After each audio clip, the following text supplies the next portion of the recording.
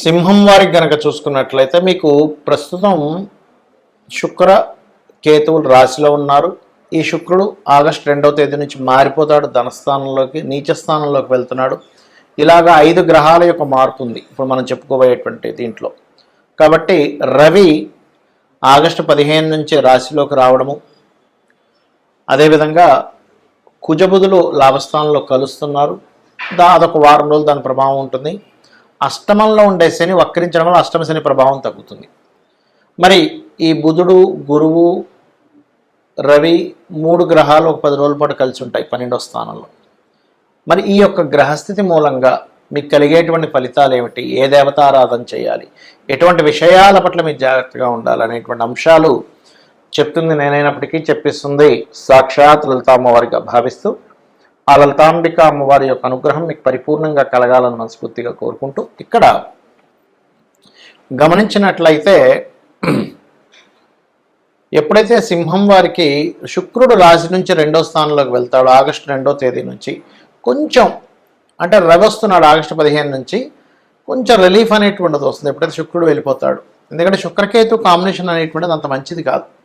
కాకపోతే 2లోకి వెళ్తున్నాడు కదండి, మళ్ళీ నీచ పొందుతున్నాడు కదా. అంటే మీరు ఎవరికైనా మీరు చేస్తున్నటువంటి ఉద్యోగంలో ధనం ఇస్తున్నారు, లేకపోతే మీరు చేస్తున్న ఉద్యోగంలోనే ఎవరైనా మీడియేటింగ్గా సాక్ష్యంతకం పెట్టమన్నారు వాళ్ళ లోన్ కోసం, ఇటువంటి పిచ్చి పనులు దయచేసి చేయకండి, గుర్తుపెట్టుకోండి.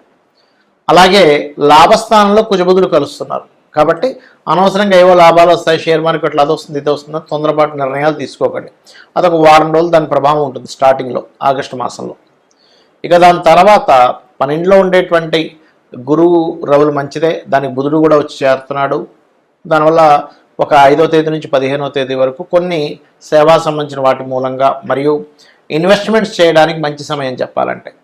కాకపోతే ఇక్కడ ఏంటంటే శని ఎప్పుడైతే వక్రించి వెనక్కి వస్తున్నాడో, సప్తమంలోకి వస్తున్నాడో, ఈ వివాహ సంబంధించిన విషయంలో గతంలో వెళ్ళిపోయిన వాళ్ళు రావడము, లేకపోతే ఒక్కోసారి వివాహ సంబంధించిన విషయంలో ఎలా ఉంటుందంటే సప్తమంలో రాహు ఉన్నందుకు డిఫరెంట్ క్యాస్ట్ డిఫరెంట్ వాటిలో వివాహ సంబంధాలు కుదరడము, కొంతమందికి 2వ వివాహం అయినటువంటి వారిని వివాహం చేసుకునేటువంటి పరిస్థితి రావడము, మరియు అదేవిధంగా ఇంకేముంది రేపు నెక్స్ట్ మంత్ వివాహం పెట్టేసుకుందాం అనుకున్నది కాస్త మళ్ళీ కొంచెం పెండింగ్లోకి వెళ్ళడం, ఇలాంటివి జరుగుతుంటాయి. కాబట్టి మీరు శని రాహు గ్రహాల దగ్గర కనుక దీపారాధన కనుక చేసుకున్నట్లయితే ఖచ్చితంగా మీకు వివాహ సంబంధించినటువంటి విషయంలో ఇబ్బందులు అనేటువంటివి చాలా చాలా మటుకు తగ్గిపోతాయి, గుర్తుపెట్టుకోండి. ఇక మీరు నిత్యము చేయవలసినటువంటి దేవతా ఆరాధన ఏమిటి, కాలభైరవుడి యొక్క అష్టకం చేసుకోండి. మీకు రవి ఎప్పుడైతే మీకు ఆగస్టు మాసంలో 15వ తేదీ నుంచి రాశిలోకి వస్తున్నాడో దాని మూలంగా ఉపాసన అంటే సూర్య ఉపాసనకి చాలా మంచిది చెప్పాలంటే.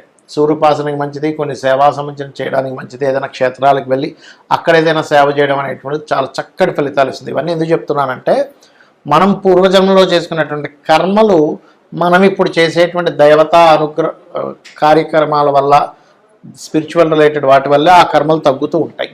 సో దాన్ని మనం బ్యాలెన్స్ చేసుకుంటూ ఉండాలి. శ్రీమాత్రే నమః. అయితే ఇక్కడ ఎప్పుడు కూడా గుర్తుపెట్టుకోండి, మీ జన్మజాతకంలో ఉండేటువంటి గ్రహాలు ఏవైతే ఉంటాయో అవి ప్రధానంగా పనిచేస్తుంటాయి. మరి గోచారంలో ఉండే గ్రహాల గురించి మనం చెప్పుకుంటున్నాం కదా, మీరు ఇప్పుడు 5 గ్రహాలు మారుతున్నాయి కాబట్టి అందులో శని వక్రగిస్తున్నాడు అని చెప్పుకున్నారు కదా. అంటే దీన్ని కాలము అంటారు. అంటే కాలంలో ఎలా ఉంది, ఇప్పుడు మీరు ఒక ప్రోడక్ట్ తీస్తున్నారు, ఆ ప్రోడక్ట్కి ఇప్పుడు డిమాండ్ ఉందా లేదా, ఆ ప్రోడక్ట్ మార్కెట్లో ఉన్న ప్రోడక్ట్ కంటే ఇది బాగుందా లేదా అనేటువంటి దాన్ని ఎన్నో ఆలోచనలు చేసి ఒక ప్రోడక్ట్ తీస్తారు, అవునా కదా. అలాగే మనం ఏంటంటే ప్రధానంగా గుర్తుపెట్టుకోవాల్సిన అంశం ఏంటంటే మీ జన్మజాతకంలో ఒక యోగం నడుస్తుంది, ఆ యోగానికి తగ్గట్టుగా అంటే ఇప్పుడు ప్రాపర్టీ కొనుక్కునే యోగం నడుస్తుంది అనుకోండి. మనం మేషవారి చెప్పుకున్నాం ఈ 10 రోజులు చాలా బాగుంది ప్రాపర్టీ కొనుక్కోవడానికి అనేది. అప్పుడు ఆ యోగానికి కలిసినప్పుడు ఆ కాలం కూడా కలిసినప్పుడు ఇంకా బాగుంటుంది. అంటే ఎలా అంటే ఇప్పుడు స్కూల్స్ స్టార్ట్ అయ్యే ముందు ఒక 3 నెలల ముందు బ్యాగులు అమ్ముకునేవాడు, స్కూల్ డ్రెస్సులు అమ్ముకునేవారు, లేకపోతే సాక్సులు అమ్ముకునేవారు, షూలు అమ్ముకునేవాళ్ళు బాగా సేల్స్ ఉంటుంది. కానీ స్కూల్ స్టార్ట్ అయిపోయిన తర్వాత ఒక నెల రోజులకు తర్వాత ఎప్పుడో నువ్వు స్కూల్ డ్రెస్సులు అమ్ముతా అన్నా, బ్యాగులు అమ్ముతాను ఎవడు కొనేవాడు నాదులు తగ్గిపోతారు. ఎందుకు? అయిపోయింది, కొనాల్సిన టైం అయిపోయింది. అలాగే గోచారం అనేటువంటిది ఏంటంటే ఎప్పుడు కూడా కాలంలో జరిగేటువంటి ఫలితాలు మనం లాస్ట్ టైం చెప్పుకున్నాం, ఒక 3-4 నెలల క్రితం శుక్రుడి యొక్క గతిని బట్టి ఏమంటే ఇప్పుడు శుక్రుడు ఇలా ఉన్నాడు, తర్వాత ఇక్కడికి వెళ్తాడు, మళ్ళీ సింహరాశిలో శుక్రుడు కేతుతో కలిసినప్పుడు స్త్రీల మీద అఘాయిత్యాలు జరుగుతాయని చెప్పుకున్నాం, గుర్తే ఉండుంటుంది మీకు.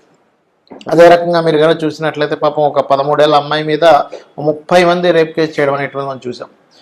ఇవన్నీ ఎందుకు చెప్పుకుంటామంటే గోచారంలో జరిగేటువంటి ఫలితాలకి ఇటువంటి ఉంటాయి అనేటువంటి చెప్పడం జరిగింది. అయితే ఇక్కడ మరొక విషయం ఏంటంటే, ఇక్కడ గమనించినట్లయితే ఎప్పుడు కూడా గోచారంలో ఒక గ్రహం మారుతుంది అంటే, ఇప్పుడు మనం 5 గ్రహాలు ఈ యొక్క మార్పుల గురించి మనం చెప్పుకున్నాం. అందులో మేషం వారికి ఏలినాటి శని తగ్గుతుందని చెప్పుకున్నాము. కానీ ఇక్కడ ఈ మకరం వారికి మరలా ఏలినాటి శని ప్రభావం వస్తుంది. అలాంటప్పుడు ఏం చేయాలి? వీళ్ళు శనిగ్రహం దగ్గర దీపారాధన చేసుకుంటే సరిపోతుంది. దాని గురించి అంతే ఓ కంగారు పడిపోయి ఏదో అయిపోతుంది, నా గ్రహం మారిపోతుందంటే ఏదో కొంపలు మునిగిపోతుంది అన్నంత అవసరం లేదు.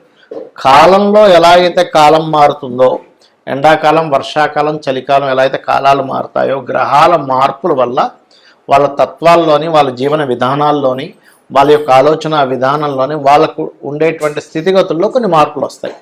అయితే ఎటువంటి మార్పులు ఉన్నా కూడా ఆ గ్రహానికి సంబంధించినటువంటిది మీరు కనుక చేసుకోగలిగితే, ఇప్పుడు మనం మొత్తం 5 గ్రహాల గురించి మాట్లాడుకున్నాం కదా. సో శనిగ్రహం దగ్గర శని ఎప్పుడు మారుతున్నాడు మనకి అంటే 27 జూలై నుంచి వక్రిస్తున్నాడు. కాబట్టి 27 జూలై నుంచి కాస్త ముఖ్యంగా శని భగవానుడి దగ్గర దీపారాధన చేసినట్లయితే దాని ప్రభావం మనకి ఉండదు, గుర్తుపెట్టుకోండి. అలాగే గోవుకి కాస్త బెల్లం నిర్మిస్తూ ఉన్నట్లయితే, కుక్కలకి, నల్ల కుక్కలకి కానీ లేకపోతే కుక్కలకి కానీ ఏదైనా ఫుడ్ వేస్తుంటే కూడా కుజ ప్రభావం తగ్గుతుంది. శనికేమో గోవులకు బెల్లం తినిపించాలి, కుజుడి యొక్క ప్రభావం తగ్గాలంటే డాగ్స్కి మీరు ఏదైనా ఫుడ్, స్ట్రీట్ డాగ్స్ ఉంటుంటాయి పాపం, వాటికి ఫుడ్ ఉండదు సరిగా, వాటికి ఏదైనా తినిపించడం, లేదా కొన్ని ఉంటాయి. ఇప్పుడు ఎట్లాగంటే కొన్ని సంస్థలు ఉంటాయి, వాటిని కుక్కలు పెంచుతుంటారు ప్రత్యేకంగా. అలాంటి సంస్థలకు వెళ్ళి చేయండి పోని. ఎందుకంటే ఇవాళ రేపు వీధి కుక్కలను పెంచుతుంటే కూడా ఏమైపోతుందంటే పాపం అది వెళ్ళే వాళ్ళని కరుస్తుంది, అలాంటివి ఎంకరేజ్ చేయకుండా అనేటువంటిది కూడా వస్తున్నాయి ఇవాళ రేపు మనం చూస్తున్నట్లేదు. కనీసం అలాగైనా చేయండి.